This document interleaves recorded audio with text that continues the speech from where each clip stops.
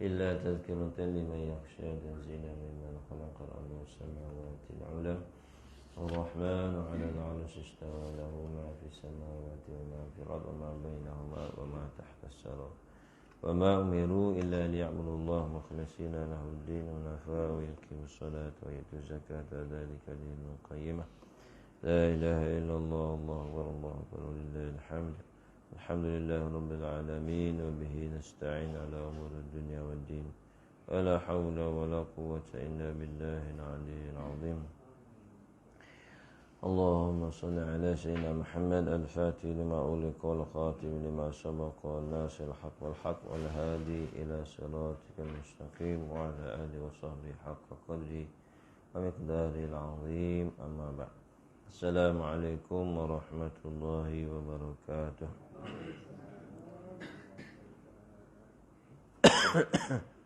Alhamdulillah, syukur kita kepada Allah Subhanahu wa taala pada pagi ini dengan rahmat Allah Subhanahu wa taala dipanjangkannya usia kita pada hari ini pula sekali lagi lah. Mudah-mudahan dengan peluang dipanjangkan usia pagi ini kita syukur pada Allah Ta'ala, kita memuji-muji Allah Ta'ala. Bangun saja tidur kita pun kata Alhamdulillahilladzi ahyana ba'dama amatana wa ilaihin nusyur. Maka suka gembiralah segala anggota badan kita kerana dapat kembali ke jasad kita untuk meneruskan ibadat kepada Allah Ta'ala. Semoga peluang Allah Ta'ala beri hari ini dapat kita membaiki diri kita, membaiki ibadat kita. Semoga kita dapat bersedia untuk bertemu dengan kematian yang datangnya tiba-tiba, yang datangnya menyebabkan seluruh anggota keluarga kita menjadi sedih. Jadi begitulah setiap hari kita rasa dalam hati kita. Semoga kita dapat melalui kehidupan-kehidupan yang Allah Ta'ala beri pinjam ni dengan penuh rasa kehambaan kepada Allah Subhanahu wa taala, insya-Allah. Dan alhamdulillah kita sudah pun berada di awal Rabiul Awal. Kitab kita ni pun dulu bercadang nak baca sebulan je. Rabiul Awal tahun 2021. Sampai 3 kali Rabiul Awal ni kan. 3 kali Rabiul Awal rupanya. Rupanya mak kata lambat juga nak habis. Ingatkan baca macam tu cepat, lambat juga. Ala kulli hal, mudah-mudahan apa yang kita baca daripada kisah Nabi sallallahu alaihi wasallam ni menimbulkan rasa makrifat kita kepada Nabi SAW lebih bertambah lah daripada kitab yang kita baca yang disusun oleh Syekh Muhammad Jul ni. Banyak maklumat, banyak ilmu yang kita tahu tentang Rasulullah SAW. Jadi sekiranya kitab ni khatam, jadilah dia sebagai satu tempat untuk kita nak mengenali Rasulullah SAW. Dan semoga kita semua ni dapat bertemu dengan Rasulullah SAW dan berjabat tangan dengan dia dan dapat merasai air kolam haudin Nabi dan dapat minum daripada tangan Rasulullah sendiri. Orang yang banyak berselawat, orang yang banyak mengambil tahu tentang Rasulullah sendiri akan ambil cedok air daripada kolam dia tu, beri kepada kita. Oh, special lah. Macam kita masuk hotel tu, greeting ring. Greeting drink, tak? Toke hotel sendiri. Welcome drink, tak? Greeting dah. Welcome drink. Toke hotel sendiri. Tuang air bagi kita. Rasa macam mana? Oh, rasa sangat-sangat dialu-alukan.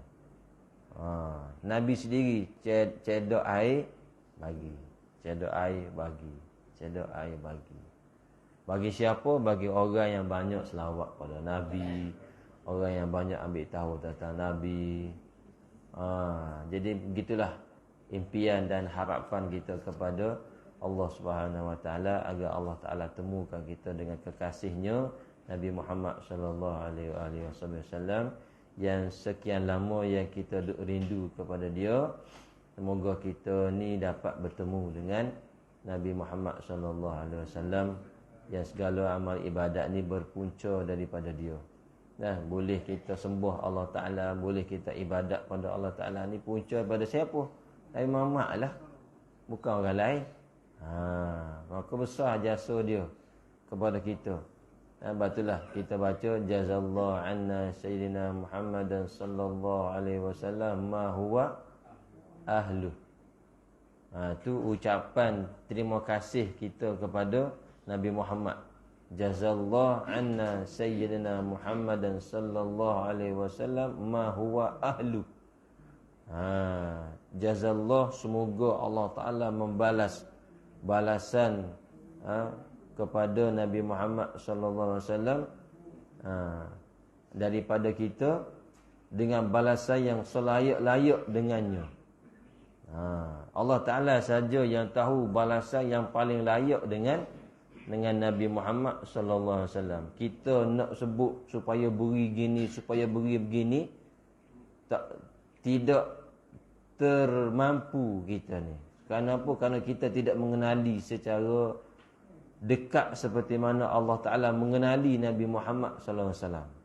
Jadi kita baca doa tu, semoga Allah Ta'ala beri balasan kepada Nabi Muhammad sallallahu alaihi wasallam selayak-layaknya seperti mana yang Allah Ta'ala kenal Nabi Muhammad sallallahu alaihi wasallam tu. Tu kita baca tu. Mudah-mudahan carilah amalan tersebut. Kalau nak cari amalan tu ada dalam kitab yang juga disusun oleh Syekh Mahathir Jul ni, kitab yang diberi nama Amalan Sedikit Pahala Berganda. Boleh cari kitab tu. Kelebihan berselawat, disusun kelebihan, dalam kelebihan berselawat tu adalah amalan tersebut, jazallahu anna sayyidina Muhammadan sallallahu alaihi wasallam ma huwa ahlu. Baca lepas kita buat amalan-amalan kita. InsyaAllah kita akan sambung mengenali tentang Rasulullah sallallahu alaihi wasallam pada pagi ini dengan kitab soal jawab tentang Rasulullah sallallahu alaihi wasallam, muka surat 218.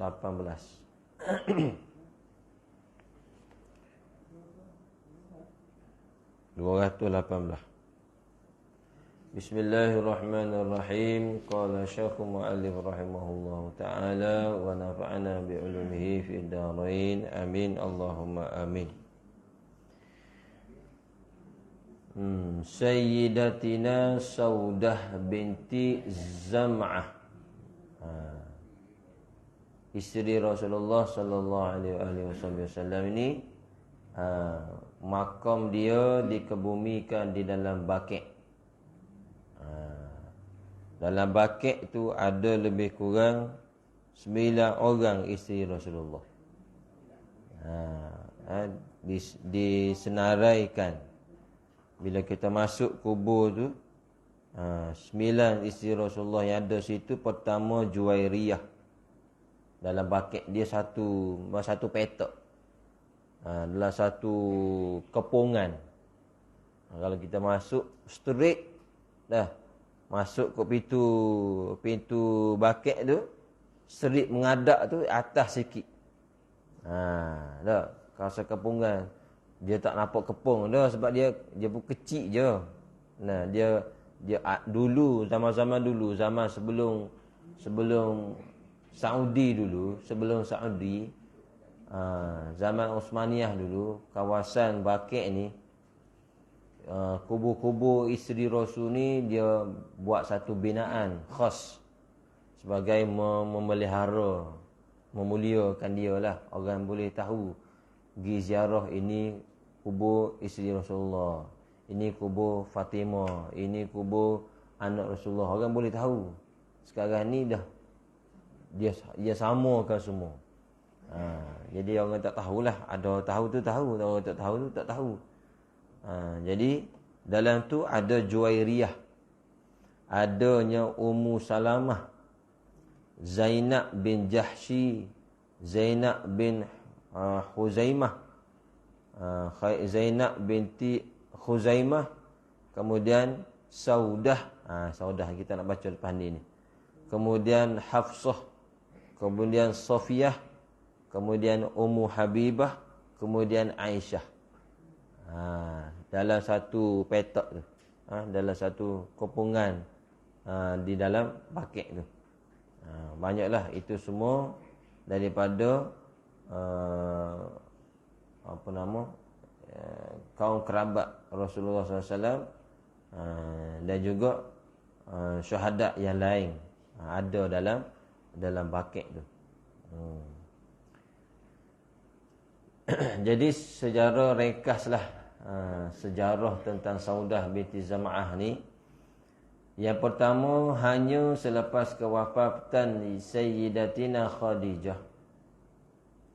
Dia buat susunan ni selepas wafatnya Khadijah binti Khuwailid radhiyallahu anha, barulah Nabi sallallahu alaihi wasallam berkahwin dengan Sayyidatina Saudah pada bulan Syawal tahun ke-10 kenabian, kerana simpati kepada janda yang kematian suami. Maknanya bini orang lah ni. Di mana suami dia tu meninggal. Sebab apa? Akibat terlalu banyak diseksa di Mekah. Mati siapa? Tak tahulah kena seksa macam mana sampai mati ni. Tak boleh nak bayang lah. Jahat sungguh lah orang Quraisy ni. Sampai mati orang kena seksa dia ni. Dan ia juga dengan tujuan berkahwin dengan Saudah ni, tujuannya nak membela kebajikannya. Mana Nabi ni sebagai ketua kepada kaum muslimin, ketua jemaah lah, pemimpin jemaah. Mana Nabi ni ada kelebihan lah. Kelebihan boleh selain daripada Nabi itu memang ada mukjizat. Nabi ni menjadi tumpuan orang bagi hadiah. Maka bila orang tu dah jadi isteri Nabi, dapatlah orang panggil apa dia, kelebihan-kelebihan tu. Macam kita jadi bini MB lah. Ada persatuan apa panggil, persatuan bini-bini MB ya. Pekerti. Jadi macam-macam lah program gitu gini. Sebab apa? Sebab dia bini MB. Kalau bukan bini MB, ada nak panggil kita bini AJK Suram? Tak ada. Sebab dia bini MB lah orang tu. Panggil tu, panggil ni, kami dapat sumbangan tu, dapat sumbangan ni. Sebab dia bini MB. Kalau dia bini kita ni, tak ada dah. Kalau lebih-lebih kuah-kuah lah dapatnya. Tapi oleh kerana dia tu bini MB, begitulah dia ni isteri Rasulullah, bini Nabi SAW, isteri Nabi. Maka dia dapatlah orang kata keistimewaan tu, privilege dia dapat tu. Dan juga menjaga akidah dia. Jikalau tak kahwin dengan Saudah ni, maka Nabi SAW ni bimbanglah. Orang yang mana biasanya orang yang kuat kena seksa ni bukan orang biasa-biasa lah. Suami dia tu mungkin suami tu orang yang dia masuk Islam dan dia ni kuat menentang orang musyrikin lah. Tak dapat dikenal pasti siapa suami dia tu. Mana kalau kuat ni paling kuat kena seksa tu kira kepala-kepala lah juga. Jadi nak jaga akidah dia, kerana dia makan dia ambil sebagai isteri dia. Kerana kaum musyrikin, kerana kaum kerabat Sayyidatina Saudah adalah orang musyrik. Mana orang dia dan suami dia ni yang masuk Islam, yang lain tu banyakkannya masih musyrik. Orang kafir lah. Maka Nabi nak jaga akidah dia tu, ambil dia sebagai isteri. Bukan saya saja, tidak. Kemudian yang kedua, beliau yakni Saudah ni adalah wanita pertama yang dikahwini oleh Nabi selepas kewafatan Sayyidatina Khadijah rupa-rupanya. Kita dia ingat lepas Khadijah Aisyah selalu. Tak. Dalam usia 66 tahun. Siapa 66 tahun? Saudah tu lah. Ada 66 tahun sini. Nabi buat bini umur 66 tahun ni. Kalau kita pun tak ada dah. Nak basuh pinggang tak larat dah 65 tahun ni. Jika tidak ada yang membelanya, Islamnya terancam. Maka Sayyidatina Saudah bukanlah wanita yang menarik. Bukan menarik pun, bukan jenis muka model ke, tak ada. Beliau dikatakan Saudah ni agak berisi gemuk dan berumur. Jadi jika kerana nafsu, tentulah Nabi memilih wanita lain. Kalau kata nak kira orang tu dia pilih yang lawa-lawa, yang cantik-cantik, mesti Nabi tak berkenan lah benda ni. Tapi Nabi ni cari yang orang kata dia ambil ni kerana jaga agamanya. Jaga agama, jaga kebajikan dia. Itu dia. Kemudian yang ketiga, Rasulullah SAW juga mengahwininya untuk menjaga anak-anak baginda. Ambil dia ni supaya dia boleh tolong tengok-tengok anak Rasulullah ni. Yang mana hasil daripada Sayyidatina Khadijah. Sebelumnya, sebelum berkahwin dengan Saudah ni, Sayyidatina Aisyah pernah bermimpi bahawa Sayyidatina Saudah akan menjadi isteri Rasulullah. Mana Aisyah pernah bermimpi lah. Masa tu dia tak kahwin dengan Rasulullah lagi. Dia mimpi Rasulullah ni kahwin dengan Saudah. Disebut dalam kitab Sahih Al-Jami'. Itu cerita dia. Jadi lepas Khadijah, Nabi berkahwin dengan Saudah. Saudah binti Zama'ah. Itu cerita ringkas dia lah. Kemudian setelah Saudah, Sayyidatina Aisyah pula binti Abu Bakar As-Siddiq setelah berkahwin dengan Sayyidatina Saudah selama berapa lama? Setahun je. Setahun berkahwin dengan Saudah, Nabi mengahwini Aisyah, Sayyidatina Aisyah radhiyallahu anha pada bulan Syawal. Bulan Syawal tahun ke-11 lah. Kalau waktu 10, jadi 11 lah. Bukan hijrah tu. Disebut siapa? Hijrah ke? 10 kenabian lah. 10 tahun selepas kenabian. Sebagai penghargaan kepada ayahnya. Dia menikah ni kerana nak menghargai ayah dia, Abu Bakar As-Siddiq, insan yang paling banyak menyumbang kepada agama dan membantu baginda dalam urusan dakwah, di samping merapatkan lagi hubungan dengan Sayyidina Abu Bakar, rakan karib baginda. Jadi tujuan dia nak jaga hubungan lah dengan Abu Bakar ni. Baru Sayyidina Abu Bakar ni rasa istimewa lah, dia jadi bapa mertua kepada Rasulullah sallallahu alaihi wasallam. Beliau, yakni Aisyah, itu satu-satunya gadis yang berkahwin, yang bernikah dengan Nabi Muhammad SAW. Satu-satunya gadis, anak-anak muda. Anak muda, dia seorang je. Dan perkahwinan ini adalah wahyu daripada Allah Ta'ala.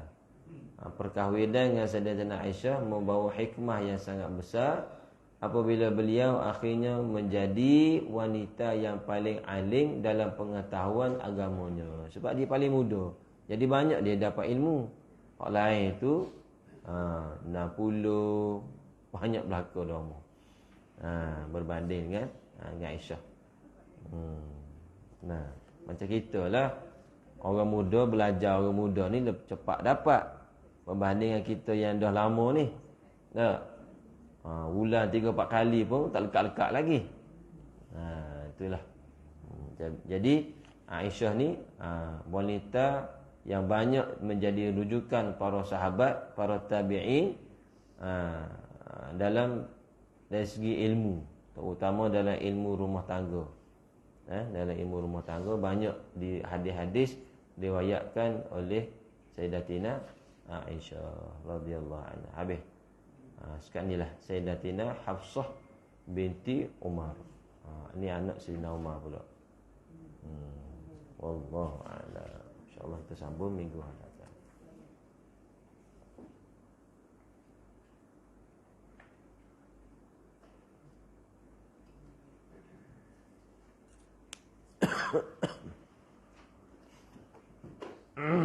Bismillahirrahmanirrahim.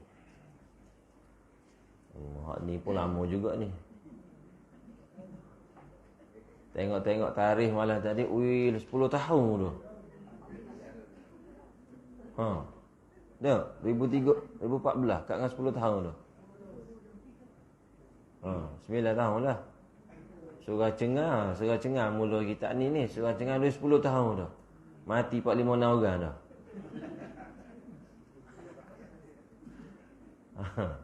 Tak sempat khatam.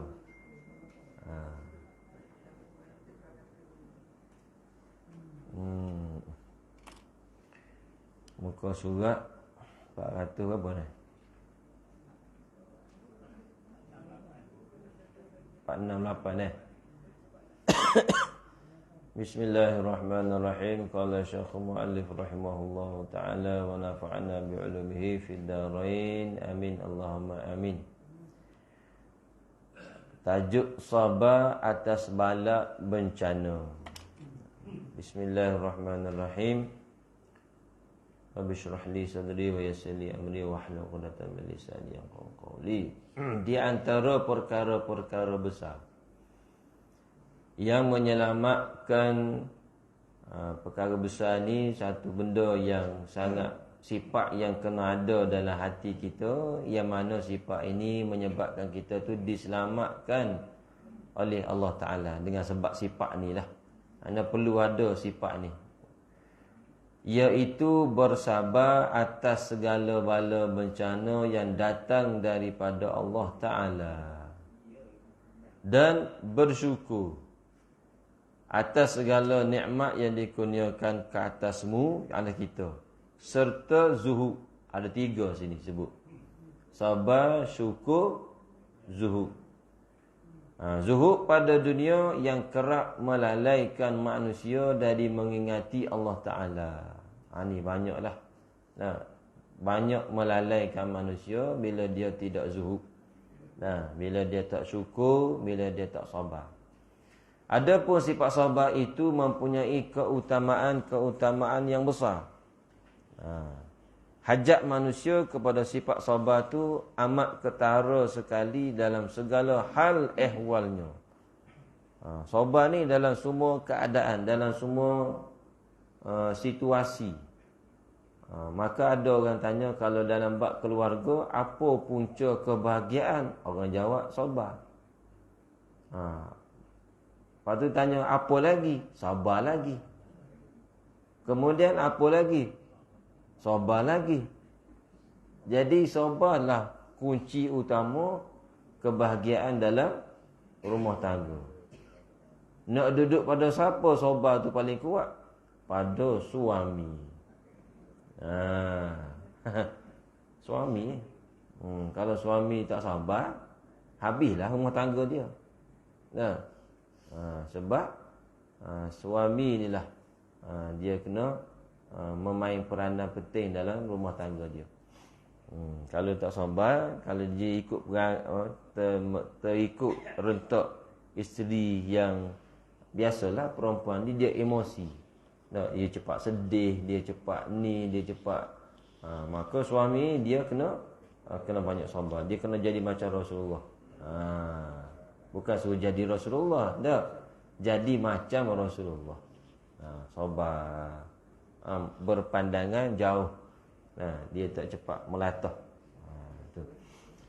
Kemudian riwayat-riwayat yang berupa firman dan hadis Nabi tentang perintah dan galakan mengenai sifat sabar amat banyak dan telah tersebar, diketahui umum dah. Dalil-dalil ni. Sebab itulah sabar ni satu kalimah yang senang disebut tapi payah nak buat. Firman Allah Ta'ala yang berbunyi, Ya ayyuhalladzina amanu sta'inu bis sabri wassalah innallaha ma'as sabirin. Hei orang-orang beriman, mohonlah pertolongan dengan sabar. Minta tolong tu dengan sabar. Jangan minta tolong tanpa ada sabar. Kita minta tolong dah tapi tak sabar. Lambat. Doa, napa ni? Tak makbul lagi ni. Tu tak sabar tu. Nah, kita kena yakin dengan penuh sabar. Sebab Allah Ta'ala sebut, Udu'uni astajib lakum. Doalah, aku akan jawab. Maka cara jawab Allah Ta'ala tu, sabar. Cara macam mana Allah Ta'ala tu lebih mengenali, lebih mengetahui tentang keadaan benda yang kita minta tu. Kadang kita minta cara A, Allah Ta'ala bagi cara B. Macam kita nak mengajar Allah Ta'ala pula. Sedangkan Allah Ta'ala yang jadikan kita. Benda yang berlaku atas dalam hidup kita ni pun Allah Ta'ala yang susung. Tiba-tiba, saya nak macam ni, saya macam ni. Aku kan yang aku yang buat jadi semua ni. Maka kalau meminta gini, Allah Ta'ala bagi sesuai dengan keadaan diri kita lah. Mana Allah Ta'ala yang lebih mengetahui yang terbaik tentang diri kita. Kerja kita berdoa. Berdoa, Rabbana atina fid dunya hasanah wa fil akhirati hasanah wa qina azabannar. Cukup dah tu. Nak doa supaya kaya, biar kaya biar boleh 100,000. Tak payahlah sebut 100,000 ke, 1,000,000 ke.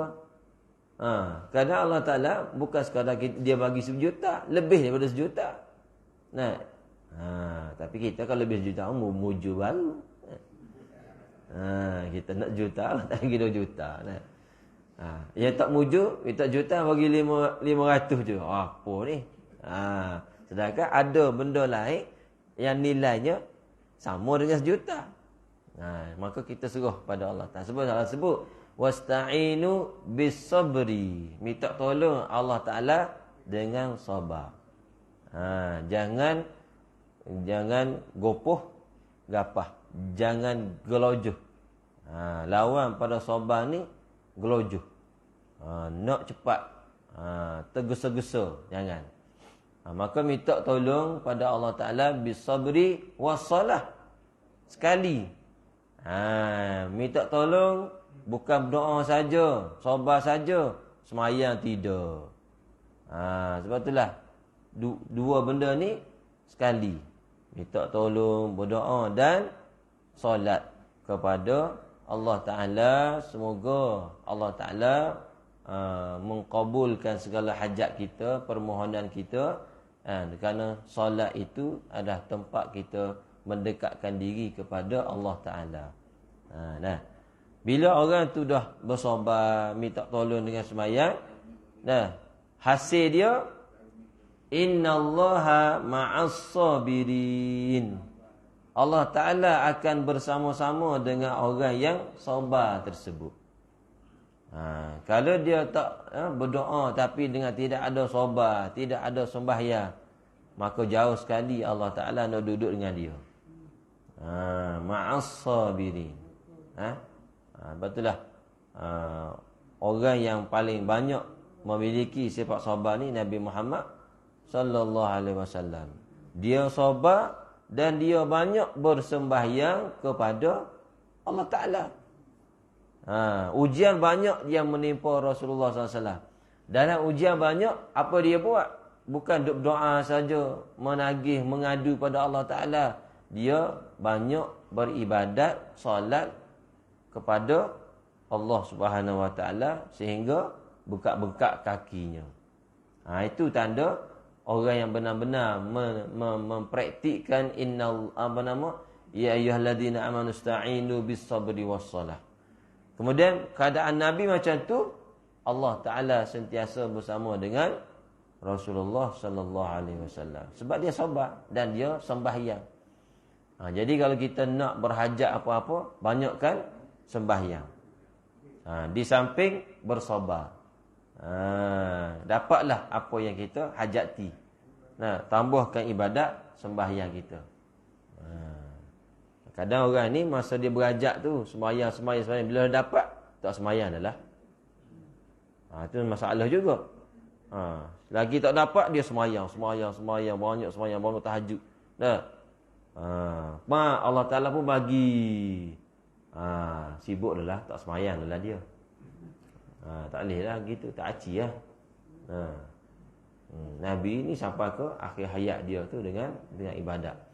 Kemudian Allah Ta'ala berfirman lagi, wabashiris sabirin, dan sampaikanlah berita gembira kepada orang-orang yang bersabar. Berita gembira ni dia akan dapat habuan dah daripada kesabaran dia tu.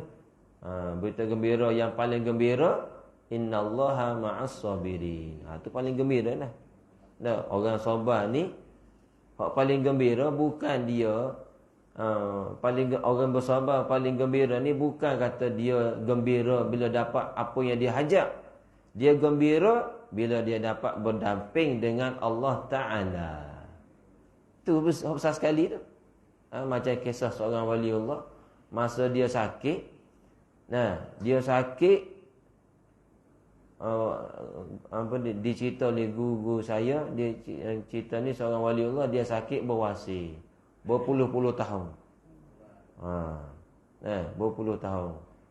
Dia ni seorang guru lah, dan dia ada anak murid, ada pengikut dia, anak murid yang khidmat dengan dia.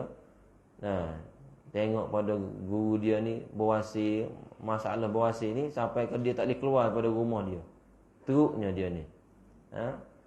Semayang pun masuk waktu macam orang buat ibadat berwasir lah. Maka dalam keadaan dia duduk sakit tu berpuluh tahun, sampai masuk dia ni ditakdirkan sembuh. Bila sembuh dia pun jadi sedih. Sedih.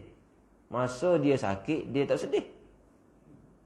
Kita masa sakit sedih. Tak boleh jalan, tak boleh pergi Kamera Highland.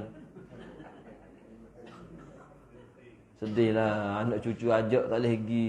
Tak boleh, sakit. Sakit lutut lah, sakit pinggang lah. Sedih, sakit. Orang wali ni sedih bila sembuh. Maka anak murid pun tanya, kenapa sedih Tok Guru? Dia kata, aku masa sakit dulu, aku boleh buat ibadat banyak, zikir banyak.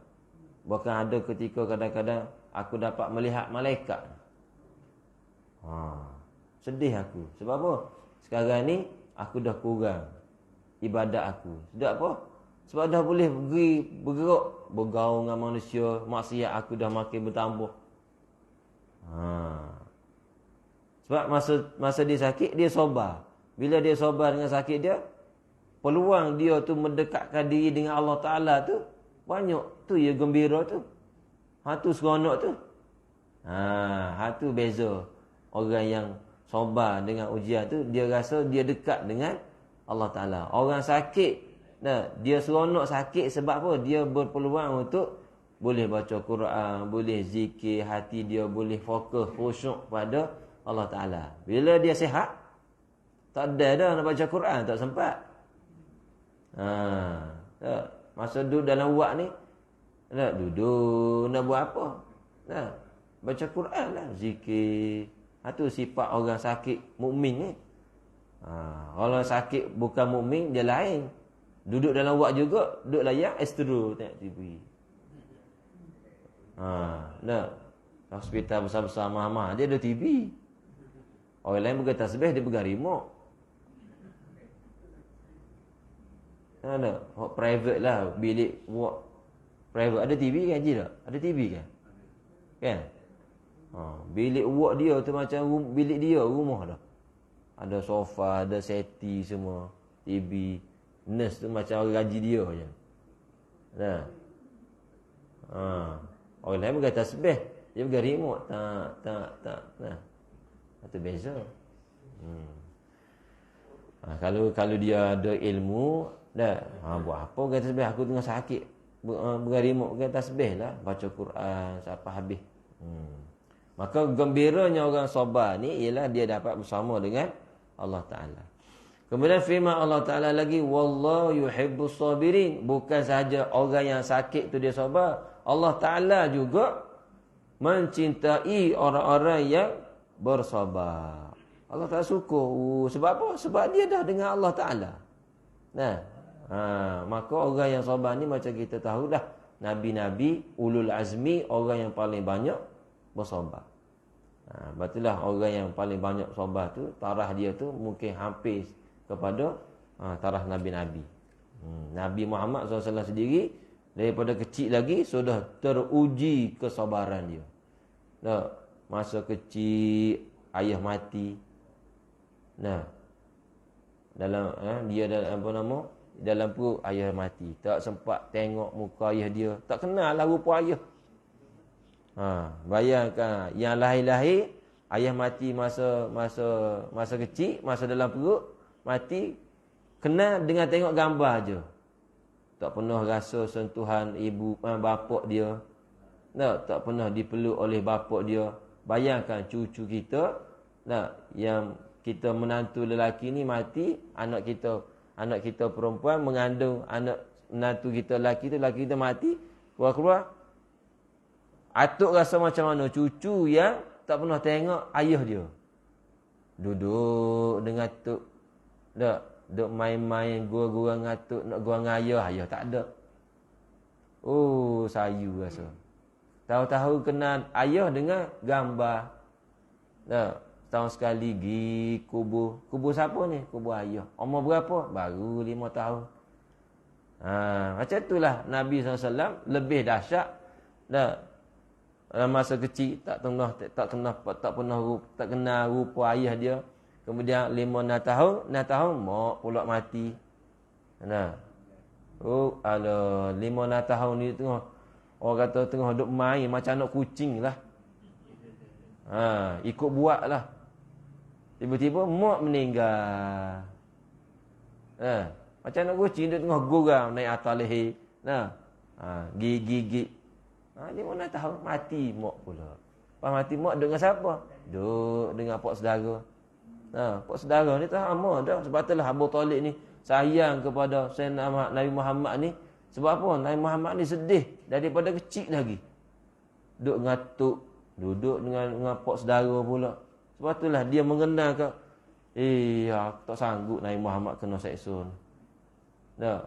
Abu Talib sehingga aku sanggup lakukan apa sahaja demi keselamatan Nabi Muhammad SAW. Sebab dia tak sanggup tengok Nabi Muhammad ni. Daripada kecil lagi susah. Daripada kecil lagi kehilangan orang tu, kehilangan orang ni. Duk susah.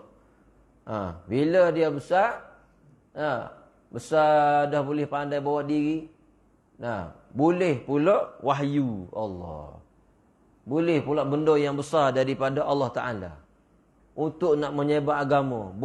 Dia tu tak ada keluarga. Dapat satu amanah besar daripada Allah Ta'ala. Tengah-tengah dapat amanah besar daripada Allah Ta'ala. Mati pula Abu Talib. Dibenci pula oleh kaum dia pula. Kalau kita macam mana? Letak jabatan dah. Apa ni? Tapi Allah Ta'ala ma'as sabirin. Wallahu yuhibbus sabirin. Allah Ta'ala kasih kepada orang yang sabar. Nabi Muhammad ni. Kalau kita gila lama lah. Tapi Allah Ta'ala yang pilih Nabi Muhammad ni orang yang kental jiwa dia. Kental jiwa dia. Hilang pak saudara. Hilang bini pula. Orang yang paling dekat dengan dia. Ya Allah, sabar sungguh. Kita tak boleh makan tengah hari tu pun bising kan. Apa tak masuk hari ni? Tu pun tahu baru tak boleh makan, bukan mati siapa-siapa pun. Baru tak boleh makan. Kemudian tu nak bagi tahu. Allah Ta'ala berfirman pula kepada Nabi sallallahu alaihi wasallam, wasbir wa ma sabruka illa billah.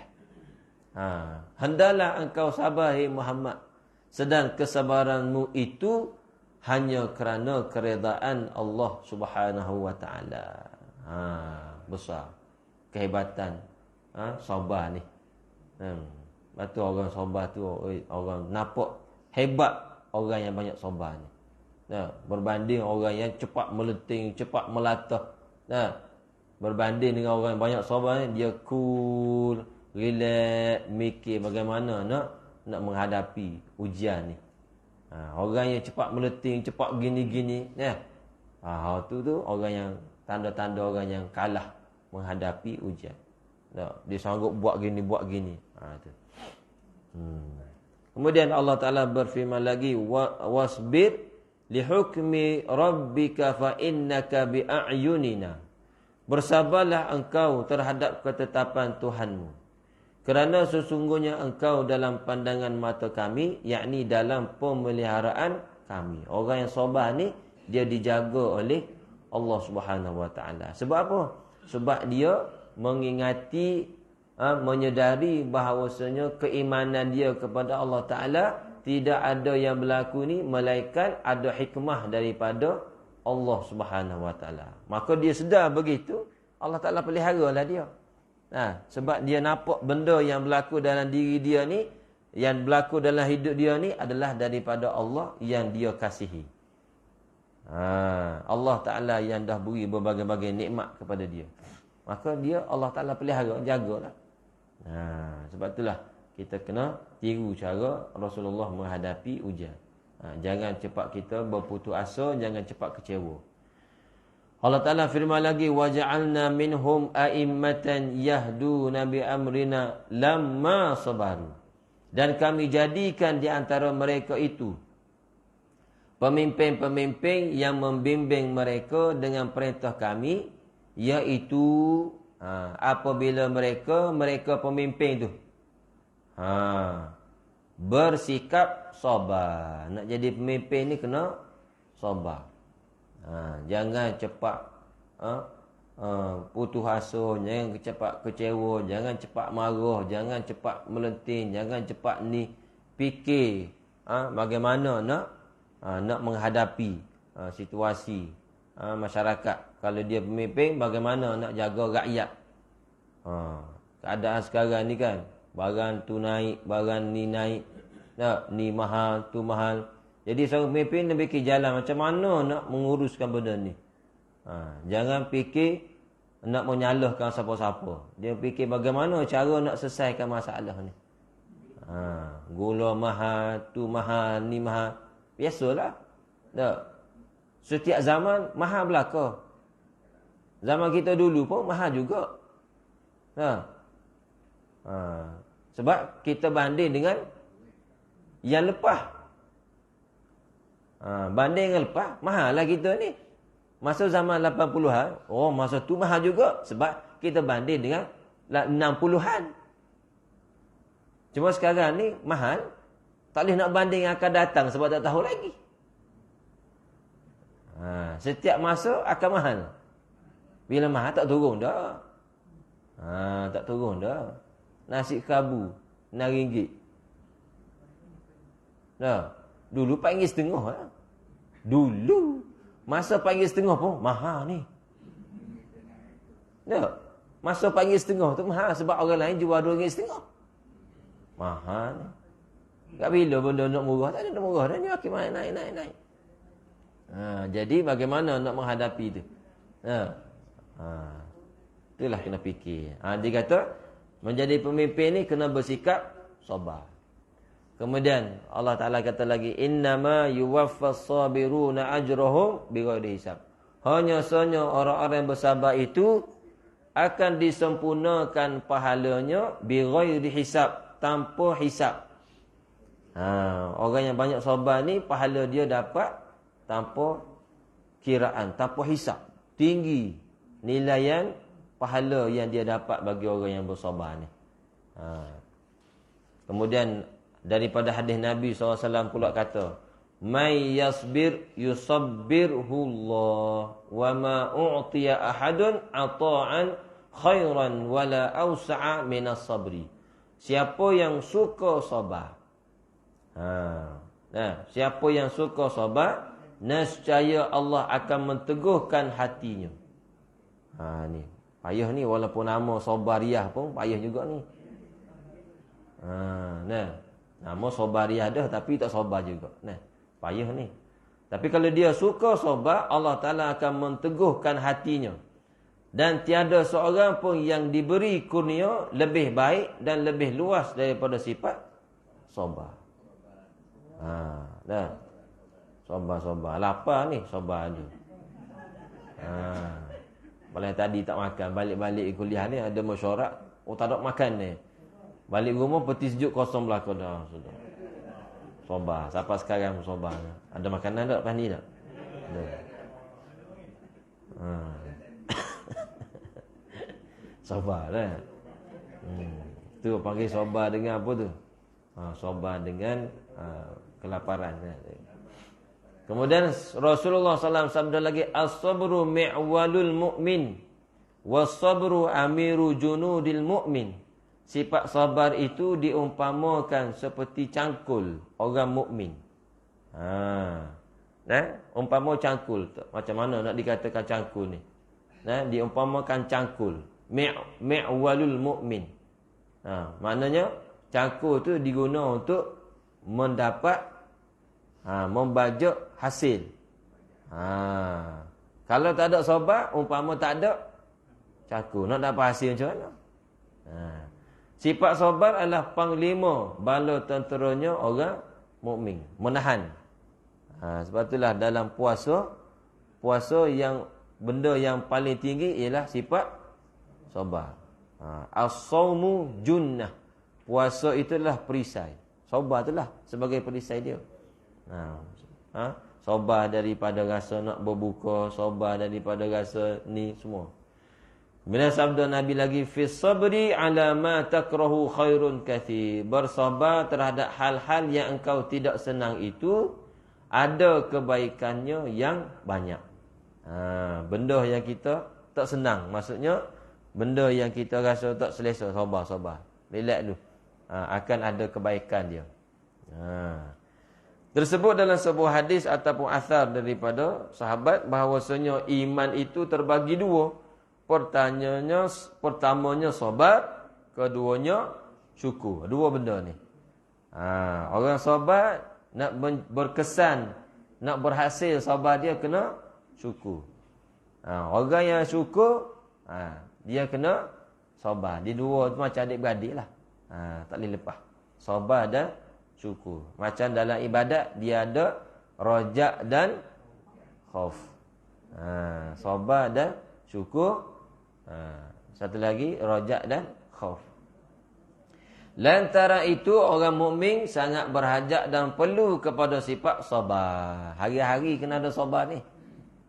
Sabar dalam buat ibadat, sabar dalam menahan daripada maksiat, sabar dalam ujian kehidupan kita. Ujian kita sakit, ujian kita kereta hilang, kereta macam-macam rosak. Macam-macam lah. Ujian dengan dalam ibadat, sabar dengan ibadat kita rasa malas nak buat tu, kita buat juga. Kalau tak sabar, kita tak buat ibadat.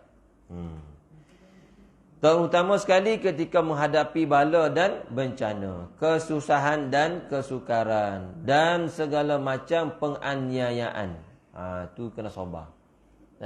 Macam sekarang ni. Pertama-tama sekarang ni bala yang menimpa di negara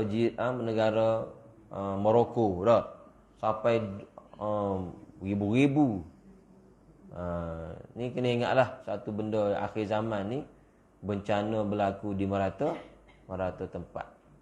Macam-macam teori lah orang kata berlaku ni disebabkan suatu benda orang panggil, dalam internet banyak sangat dah cerita kan. Berlaku di Hawaii, berlaku di Turki. Punca daripada ada suatu benda yang buat tu. Kita tak tahulah benda tu, tapi Satu benda tu hampir sama dia berlaku tu. Kita pun rasa bimbang jugalah. Mungkin salah satu daripada Allah kata Dajjal kan. Kita tak pastilah. Tapi orang beriman tu, kita beriman kepada Allah Ta'ala, pegang benda berlaku ni. Dajjal tu pun daripada siapa? Allah juga yang buat. Dan Allah Ta'ala pun ajarlah kepada Nabi Muhammad, dia ajar kepada umat Nabi Muhammad supaya baca doa. Bukan kata tahu Dajjal gini, nak buat apa macam mana? Nak buat rumah besi ke? Nak duduk dalam tanah ke? Bukan. Tahu tentang Dajjal, baca doa ni. Baca surah ni. Baca surah Kahfi. Baca doa selepas pada tahiyat tu. Allahumma inni a'udzubika min azabi jahannam wa min azabil qabr wa min fitnatil mahya wa mamat wa min syarri fitnatil masiihid dajjal. Yang tu cara dia, bukan kata tahu Dajjal ni, kita kena buat rumah bawah tanah ni. Macam orang kafir. Dia nak menghadapi kiamat. Dia dah sedia dah. Rumah bawah tanah, packing makanan gini-gini. Kalau buat satu benda tembok yang besar dia kata. Tu cara orang kafir. Kita orang beriman tak takut pun kiamat ke, Dajjal ke. Bila kita tahu, kita ajar anak isteri baca doa ni, baca surah ni, surah Kahfi, baca tiap-tiap malam. Bukan malam Jumaat lagi dah, tiap-tiap malam kena baca ayat 10 ayat tu. Supaya Allah Ta'ala yang Tuhan punya Dajjal tu, Allah Ta'ala yang Tuhan punya Dajjal menjaga kita daripada Dajjal. Allah saja yang boleh menjaga iman kita, yang menjaga kita. Kita tak perlu takut dengan Dajjal.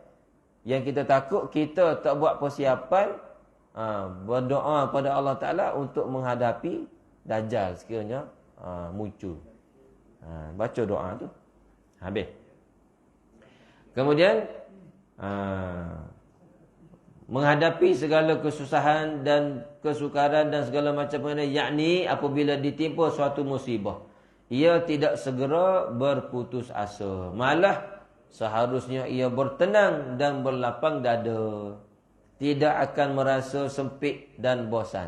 Ni orang yang ada iman pada Allah Ta'ala lah. Kalau tak ada iman pada Allah Ta'ala ni, serabut ni, bosan. Tu dia bunuh diri tu. Tu ambil nyawa sendiri tu.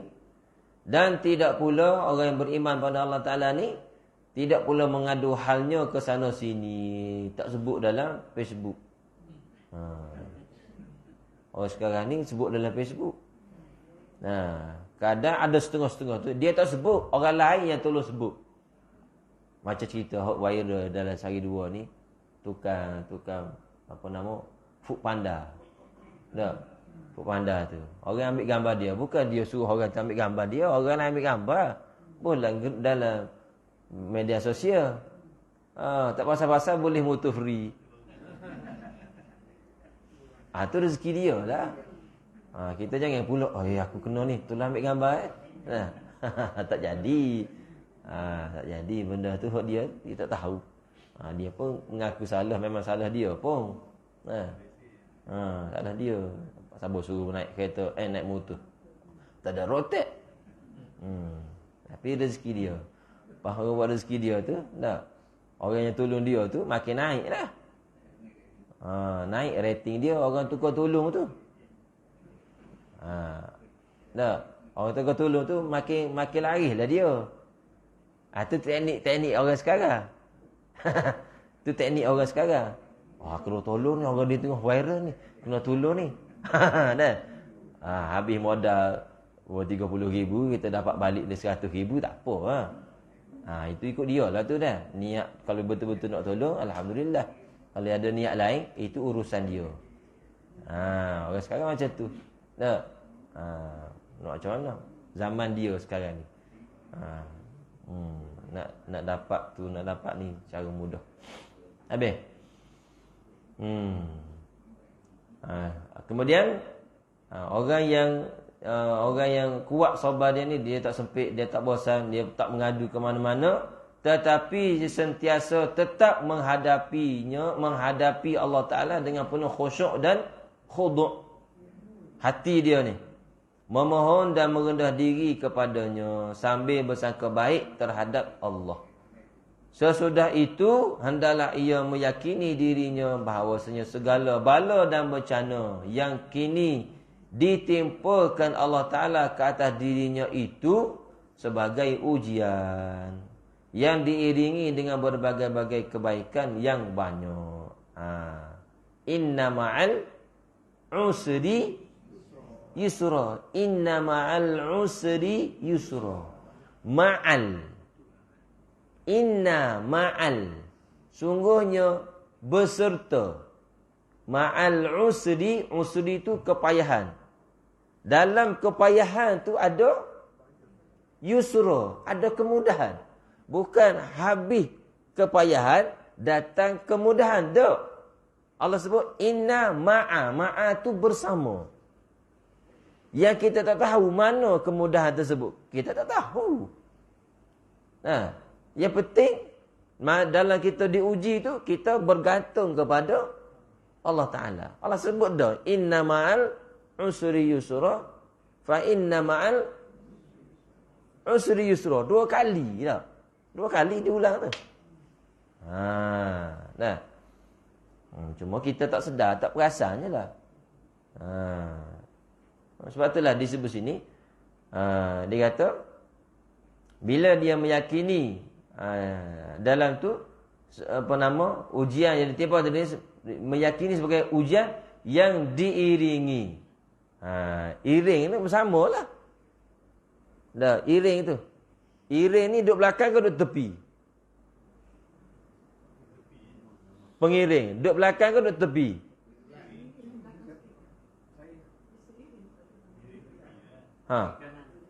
Mana bersamalah. Bukan duduk belakang. Kalau sebab inna ma'al duduk sekali. Kalau selepas kesusahan ada dipanggil belakang. Inna ba'di usri inna ba'da. Kalau ba'da dengan ma'a. Ba'da selepas. Tapi Allah sebut inna ma'a. Bukan inna ba'da. Kalau kita faham, inna ba'dal usri yusra. Sesungguhnya selepas kesusahan, kemudahan. Dah Allah sebut inna ma'a.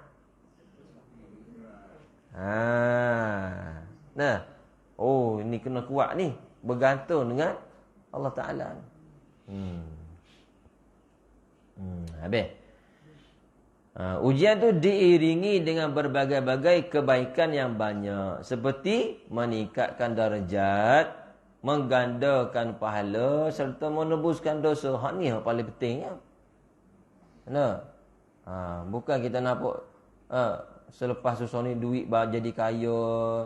Yang penting dosa tak ada, pahala ada, tingkat darjat. Darjat tu maksudnya dia dengan Allah Ta'ala tu makin rapat.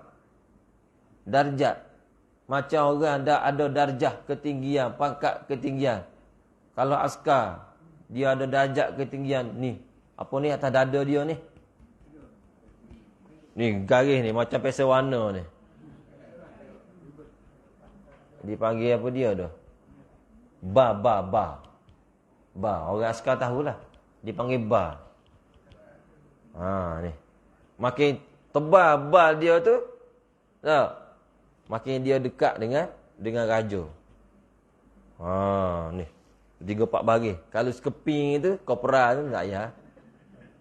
Sekeping celil 3 warna je. Tapi ada sebesar tepuk tangan ni. Duduk sini. Tu darjat tinggi tu. Darjat tinggi. Maka orang darjat tinggi ni, apa saja pun boleh minta, boleh pergi direct dengan raja. Tak ada masalah. Begitulah orang yang banyak sabar ni, dia bar tu makin banyak. Dia darjat dia tinggi dengan Allah Ta'ala. Cuma dia, Allah Ta'ala bila dia betul-betul sabar ni, dia makin tinggi darjat, dia makin rendah diri kepada Allah Ta'ala. Itu dia. Orang dunia ni makin tinggi darjat, dia makin sombong. Lain. Orang tinggi dengan Allah Ta'ala ni, makin tinggi, dia makin rendah dengan Allah Ta'ala. Habis. Itu lebih paling tinggi. Nak dia tingkat darjat sisi Allah Ta'ala berganda pahala serta menebus dosa. Sebagaimana diriwayatkan oleh sebuah hadis yang masyhur, di antaranya Rasulullah SAW sabda, "Ma yusibul mu'minin min nasabin wala wasabin wala hammin hatta asyaukatu yushakuha illa kafarallahu bihi min sayyiatih."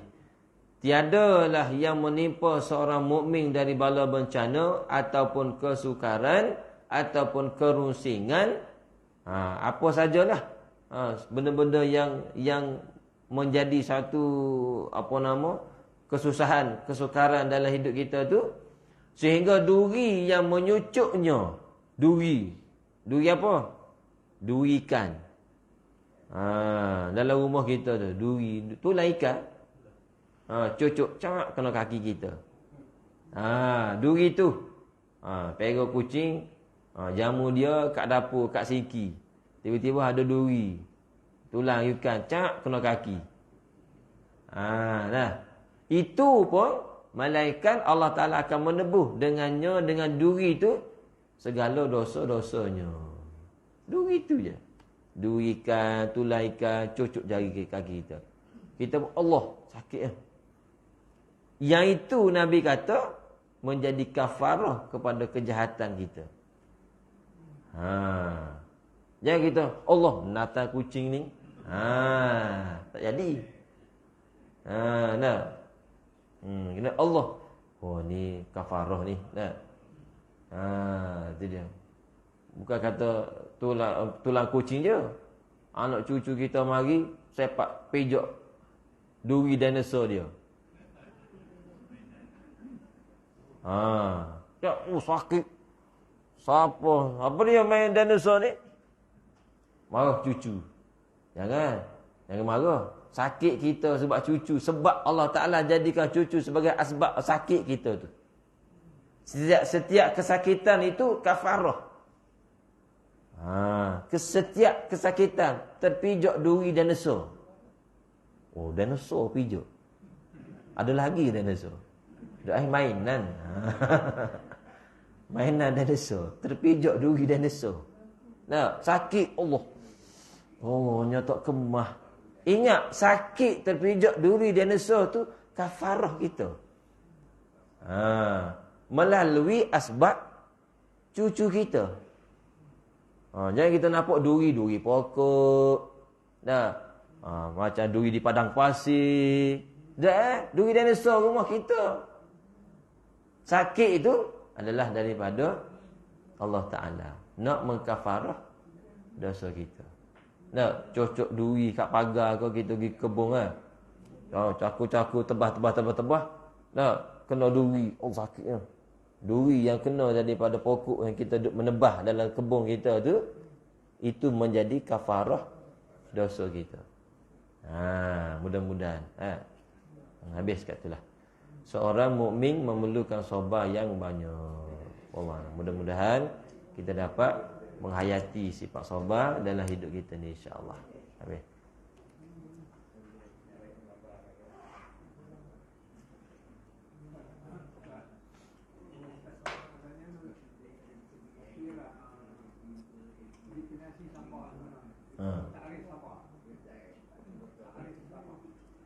Ta'rif sabar. Ta'rif sabar daripada hadis Nabi, as-sabru ialah inda sadmatil ula. Sabar ni ialah menahan sewaktu kepayahan pada saat kali pertama hentaman. Tu sabar tu. Contoh kena tumbuk.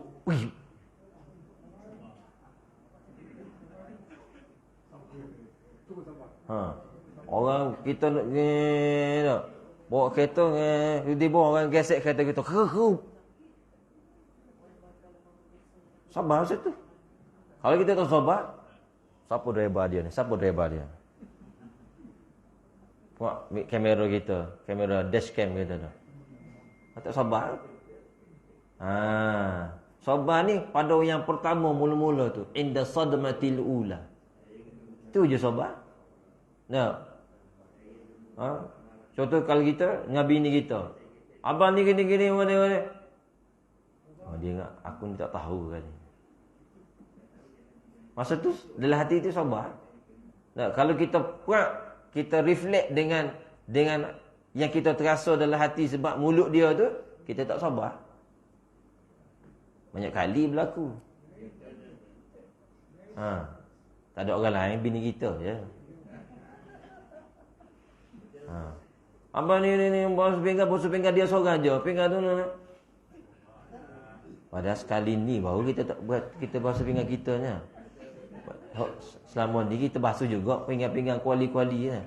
Baru malam ni je basuh pinggan kita seorang.